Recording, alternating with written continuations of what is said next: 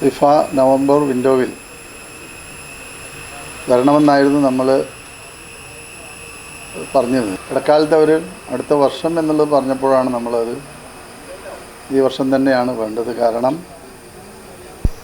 2022 ലോകകപ്പ് വിജയിച്ച ടീമിനെയാണ് നമ്മൾ ആഗ്രഹിച്ചത്. അർജൻറ്റീന എന്ന് മാത്രമല്ല, ആ ടീമിനെയാണ് നമ്മൾ ആഗ്രഹിച്ചത്. ഇന്നത് 26 ആകുമ്പോൾ പുതിയ ലോകകപ്പ് വരുമ്പോൾ പിന്നെ ആ ഒരു വാക്ക് പാലിക്കാൻ കഴിയില്ല.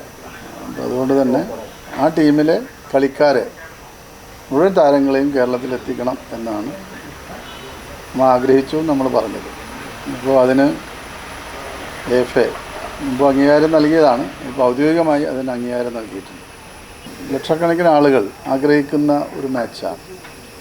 അതിലപ്പുറം സാധാരണക്കാരായിട്ടുള്ള ധാരാളം ഫുട്ബോൾ പ്രേമികൾ ഈ താരത്തെ കാണാൻ ആഗ്രഹിക്കുന്നുണ്ട്. അപ്പോൾ അതിനെന്ത് ചെയ്യാൻ കഴിയുമെന്നും കൂടി നോക്കണമല്ലോ.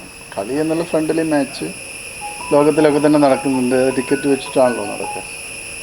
അപ്പോൾ മെസ്സിയെ ഇഷ്ടപ്പെടുന്ന ഫുട്ബോൾ പ്രേമികൾക്ക് അവരെ കാണാൻ ഉള്ളൊരവസരം ഒരുക്കുക. അതാണ് പ്രധാനമായും നമ്മൾ നോക്കുന്നത്.